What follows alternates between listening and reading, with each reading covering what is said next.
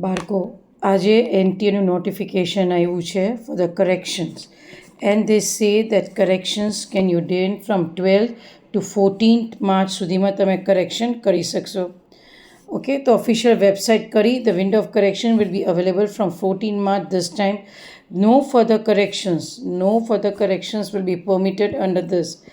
Okay, it's going to be one-time facility extended to the candidates છે. હવે એ લોકોએ ભેગું આપ્યું છે કે ભાઈ કેમાં કરી શકશે. Okay, this is what they have sad કે કેમાં કરી શકો. આ સિવાય કોઈ પણ વસ્તુમાં તમે બાળકો અને પેરેન્ટ્સ સમજી લ્યો કે તમે કરી શકશો નહીં.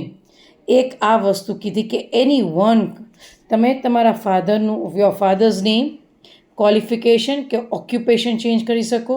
મધર્સ નેમ, ક્વોલિફિકેશન કે occupation, either of that you can change. Any one of the correction is going to be allowed in this form. This is one of the thing where you can do correction.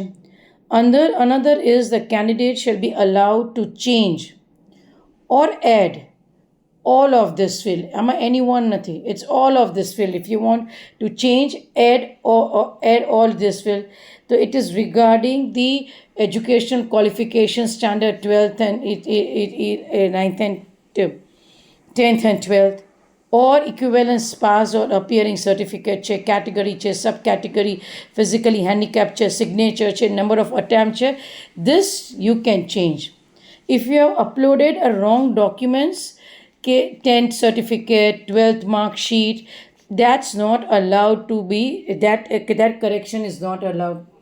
એટલે parents અને student સમજો કે તમે કોઈ certificate ખોટું ડોક્યુમેન્ટ્સમાં ચડાવી દીધું છે, કાંઈક બીજું કરી દીધું છે, એ કોઈ વસ્તુ અહીંયા કરેક્શનમાં લેતું નથી. That's what NTA doing. Okay, અને એ બહુ માન્ય ન રાખતો હોય તો જ એનટીએ કરેક્શન ન કરાવતો હોય, એટલે ચિંતા નહીં કરતા. And then you have it's like candidate should be allowed in this to fill based on the permanent address and present address.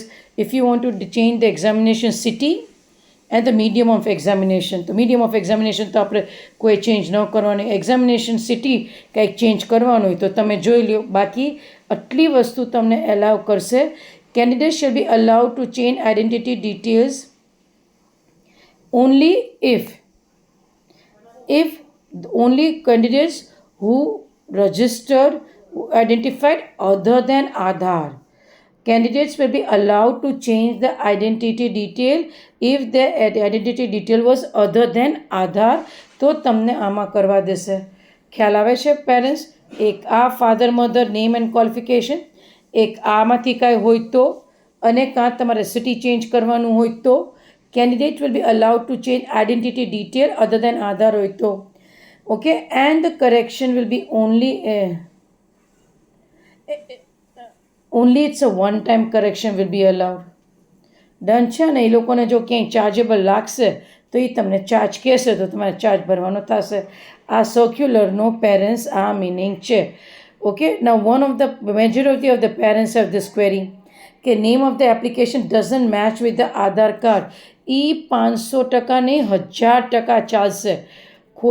બધા પેરેન્ટ્સને મેં કીધેલું છે કે આ તમારું મેચ ન થાય તો ચાલશે. You are wasting your energy in a wrong direction. આવું 10માંથી 8ને છે બાળકો, તો દેટ્સ ઓકે. આવું તો થાય, ઇન્ડિયામાં તો થાય જ ને. કુમાર હોય, સરનેમમાં ફરક હોય, ભાઈ હોય. ઓકે, તો આવું બધું તો થવાનું છે. પંજાબ હોય તો કોર હોય, સાઉથ હોય તો બીજું કંઈક હોય. This is India. એટલે this does not have any importance. ખ્યાલ આવે છે? એટલે એની ચિંતા નહીં કરતા. હવે ચિંતા થાય તો આપણે કાંઈ કરી નહીં શકી. આ સિવાય કાંઈ ચેન્જ થશે નહીં. સમજીને આગળ ચાલજો પેરેન્ટ્સ. Thank you parents.